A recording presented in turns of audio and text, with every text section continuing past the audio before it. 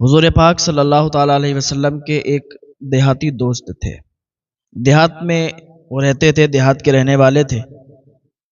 جب حضور پاک صلی اللہ تعالیٰ علیہ وسلم کے پاس آتے تھے تو وہ اپنے یہاں سے، اپنے گاؤں سے کچھ چیزیں لایا کرتے تھے، کچھ سبزیاں لاتے، گھی لاتے، کیونکہ گاؤں میں ایسا ہوتا ہے نا، یہ گھی وغیرہ سبزیاں پراپر طریقے سے اوریجنل یہ چیزیں مل جاتی ہیں۔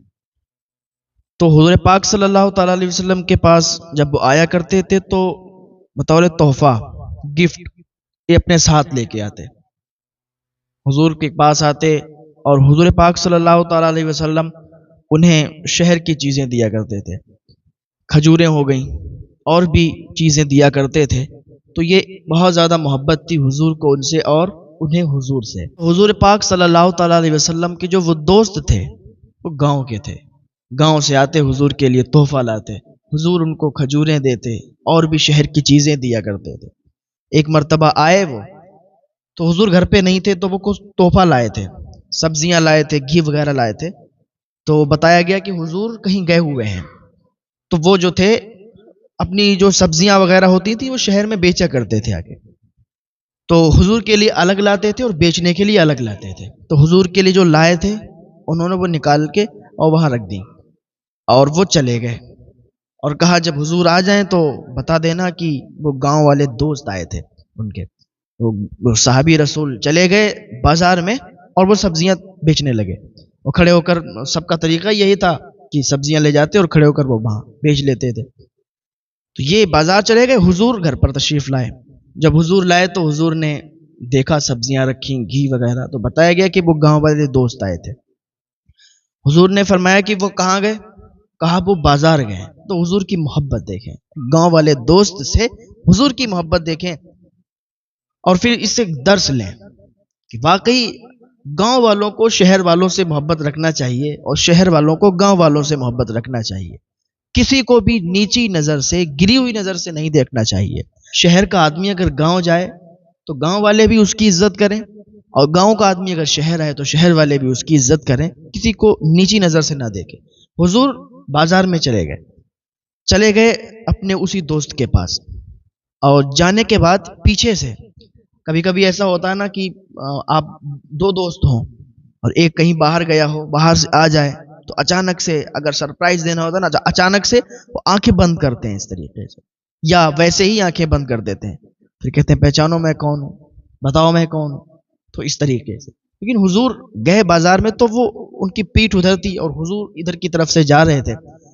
ان کے جو چہرے تھا نا، ان کے چہرے پر حضور نے ان کی آنکھوں پر ایسے ہاتھ رکھ لیے اور حضور کے ملائم ملائم ہاتھ۔ تو ایک گھڑی انہوں نے سوچا کہ پتہ نہیں کس نے ہاتھ رکھے ہیں۔ جب انہوں نے خوشبو محسوس کی کہ یہ کسی عام انسان کی خوشبو نہیں ہے، اور ہاتھ اتنے ملائم، تو یہ کوئی عام انسان نہیں ہو سکتا۔ وہ کہنے لگے یا رسول اللہ صلی اللہ تعالیٰ علیہ وسلم، میرے ماں باپ آپ پر قربان ہو، آپ ہی ہیں نا؟ حضور نے ہاتھوں کو ہٹا لیا اور پھر بلند آواز سے کہنے لگے کہ کوئی میرے اس غلام کو خریدے گا؟ کوئی میرے اس غلام کو خریدے گا؟ تو وہ کہنے مجھے کون خریدے گا؟ میں ایک ادنا سا آپ کا غلام ہوں، آپ کا دوست ہوں، میری شکل اور صورت بھی اچھی نہیں ہے۔ اتنا کہا تو پھر لوگوں کی بھیڑ لگ گئی، کیونکہ حضور نے ان کو پیچھے سے پکڑا ہوا تھا۔ لوگوں کی بھیڑ لگ گئی، لوگ آنے لگے، حضور فرمانے لگے کہ کوئی اسے خریدے گا؟ وہ کہتے تھے یا رسول اللہ، جب تک ہم بکے نہ تھے تو کوئی پوچھتا نہ تھا، تم نے ہمیں خرید کے انمول کر دیا یا رسول اللہ۔ تو یہ حضور کی محبت تھی گاؤں والوں سے، گاؤں والے دوستوں سے۔ گاؤں کے لوگوں سے دوستی کرنا چاہیے، گاؤں کے لوگوں سے ملاقات کرنا چاہیے۔